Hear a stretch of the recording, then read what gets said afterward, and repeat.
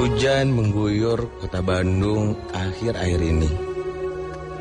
Dan itu menjadi alasan utama kenapa aku malas untuk membawa motor ke kampus. Tapi ternyata naik angkutan kota lebih menyenangkan dibanding naik motor. Aku bisa melihat gadis-gadis cantik pulang sekolah atau pulang kuliah. Dan itu yang membuatku lebih senang naik angkot. Dan ternyata benar, pucuk dicinta, ulam pun tiba.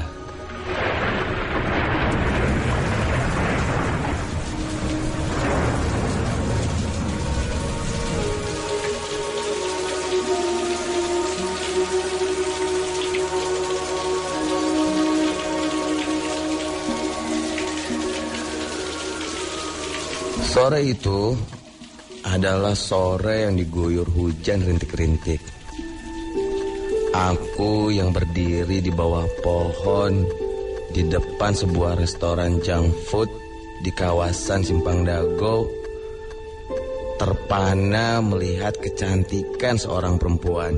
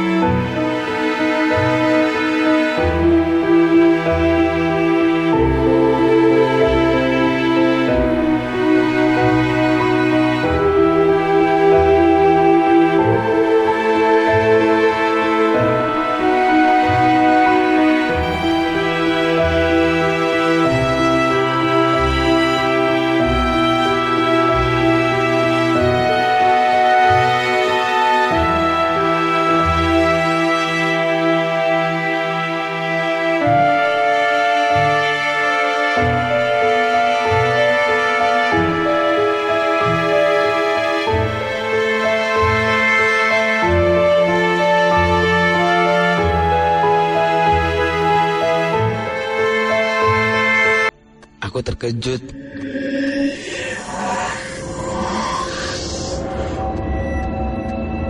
Karena sekarang perempuan itu ada di sebelahku.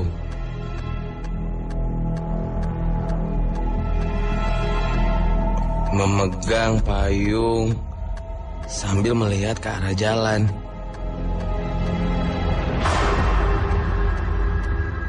Otakku kemudian bertanya, kapan dia nyebrangnya ya? Karena sedikit grogi, aku pun segera naik angkutan umum yang sekarang sudah berada di depanku. Dan ternyata perempuan itu pun naik angkutan yang sama denganku. Keadaan angkot yang kosong membuatku makin grogi. Aku tidak berani menatap perempuan itu. Walaupun aku tahu perempuan itu sedang menatapku.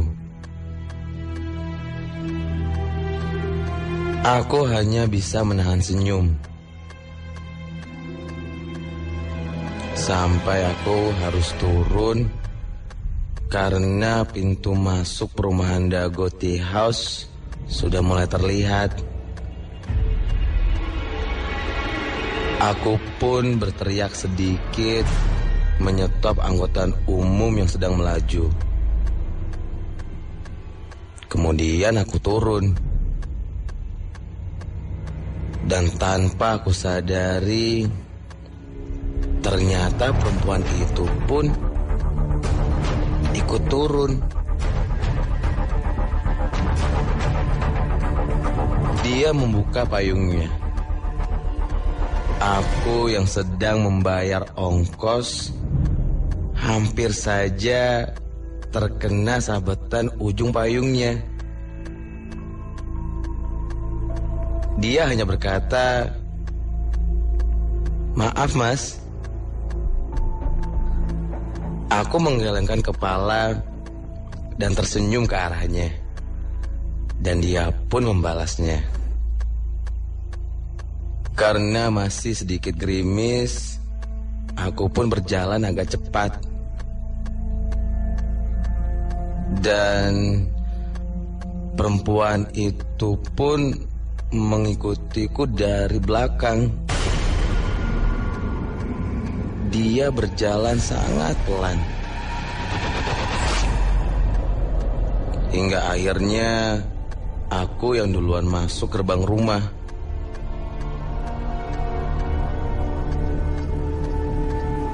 Aku segera membukakan pintu dan masuk. Tapi karena aku masih penasaran dengan perempuan itu, aku pun mengintip lewat jendela ruang tamu.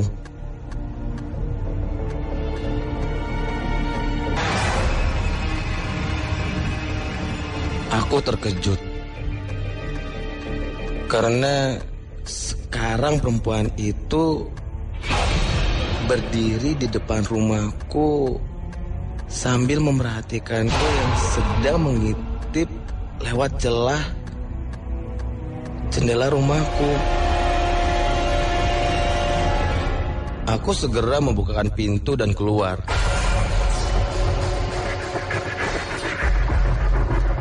Ada apa ya, Mbak? Mbak rumahnya dekat sini ya?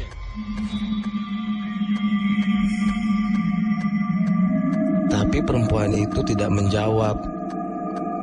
Hanya tersenyum, kemudian pergi.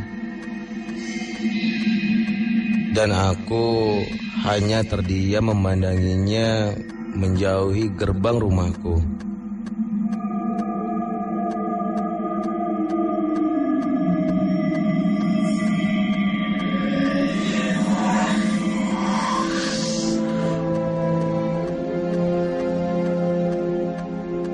Keesokan harinya, aku pulang agak sedikit larut dari kampus.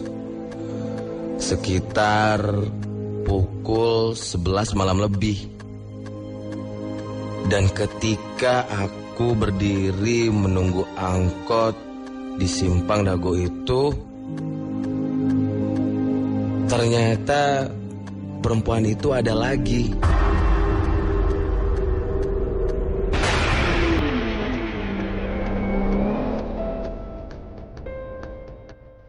Dan masih sama dia memandangiku sambil tersenyum.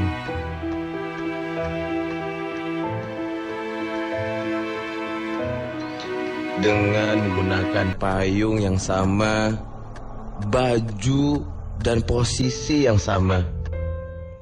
Seperti deja vu.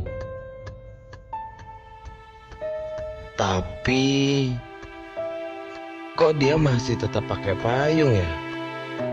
Sekarang kan nggak hujan.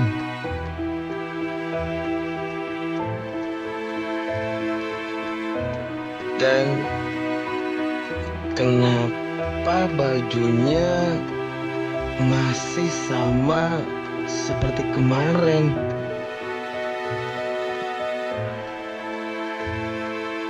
Dan kali ini dia masih mengikutiku sampai depan rumah.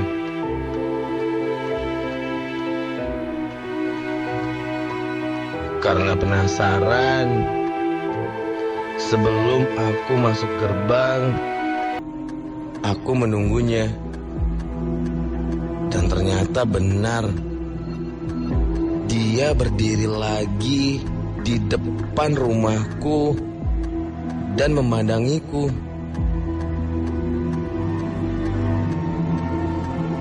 Aku bertanya kembali, Mbak, nama Mbak siapa? Rumahnya dekat sini juga ya? Kalau boleh tahu, rumahnya sebelah mana? Atau mungkin Mbak ada perlu sama saya? Perempuan itu membalikkan badannya dan tersenyum sambil pergi meninggalkanku. Dan aku panggil lagi, Mbak, Mbak mau kemana?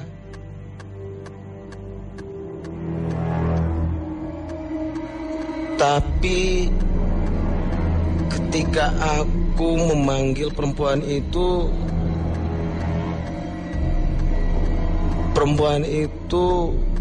berdiri terdiam, lalu dia memalingkan mukanya dan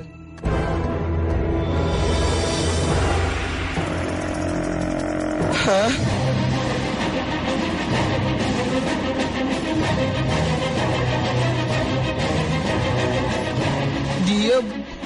Dia bukan hanya memalingkan mukanya, tapi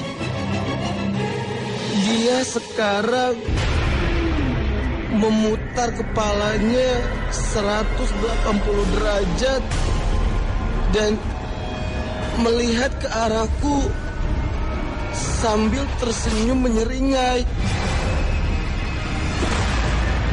Astaga, siapa perempuan itu?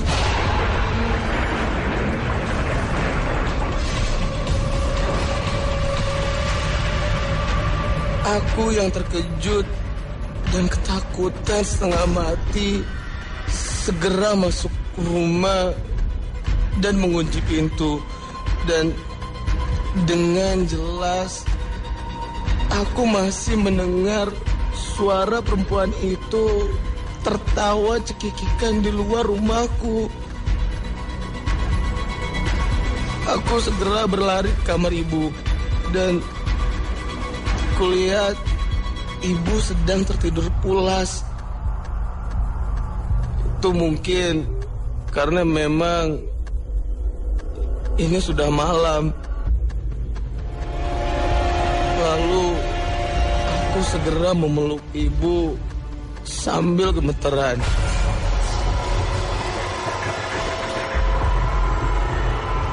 Bu, aku takut, Bu.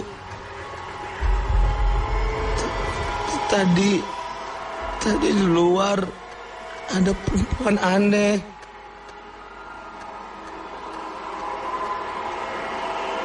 Aku memeluk ibu, tapi aku merasa badan ibu sangat dingin. Dan ketika aku dan perlahan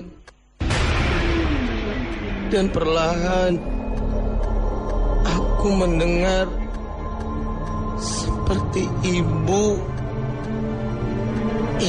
tertawa cekikikan kecil dari dalam selimut. Ketika aku mencoba untuk membuka selimut, ternyata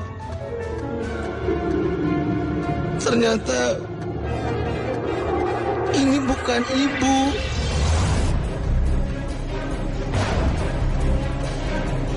Ini adalah perempuan aneh yang tadi. Aku berteriak sekencang-kencangnya dan dan segera berlari keluar rumah. Langsung masuk ke dalam mobil sambil berdoa. Beberapa menit kemudian, aku mendengar ketukan pintu di kaca mobilku, dan ketika aku melihat, ternyata itu ibu masih menggunakan baju kerja dan menenteng barang-barang.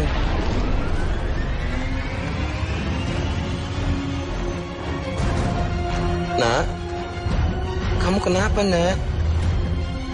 Aku tak mau membukakan pintu mobil karena aku takut itu bukan ibu. Aku hanya terdiam di dalam mobil dan tiba-tiba saja ibu masuk dari pintu satunya lagi dan langsung memelukku. Kamu kenapa, Nak? Istighfar, Nak. Ibu mencoba menenangkanku. Dengan gemetar, aku pun mulai bercerita. Ibu membawaku masuk ke dalam rumah. Ibu menjelaskan kalau dia baru pulang dari kantor karena ada meeting dadakan.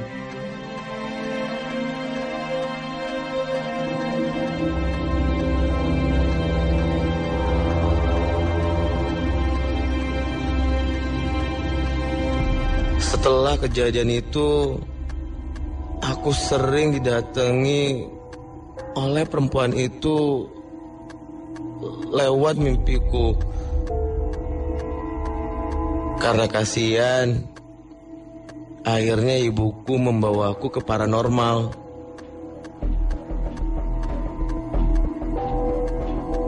Dan aku sangat terkejut ketika paranormal itu berkata kalau perempuan ini menyukai aku. Dan tak heran kenapa dia mengikutiku akhir-akhir ini. Dan paranormal itu berjanji akan mengusir perempuan yang sering mengikutiku. Setelah beberapa bulan, aku memang tidak diganggu lagi. Dan ternyata paranormal itu usahanya telah berhasil.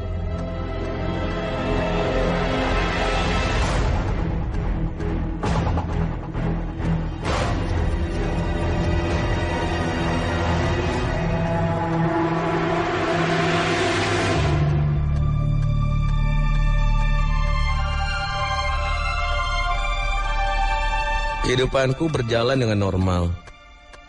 Bahkan aku mempunyai seorang pacar yang sangat cantik. Dia menyayangiku dan mencintaiku. Hingga akhirnya kami bertunangan. Namun ketika di hari pertunangan kami, ketika semua keluarga berkumpul dan teman-temanku menyaksikan pertunangan itu, aku mulai memandangi wajah tunanganku. Lalu aku pasangkan cincin ke jarinya.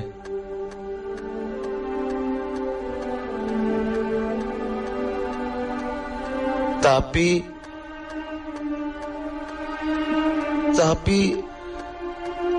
Tiba-tiba saja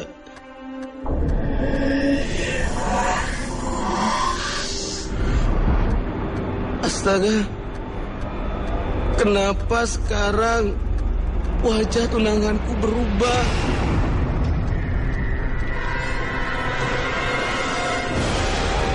Dan wajah tunanganku itu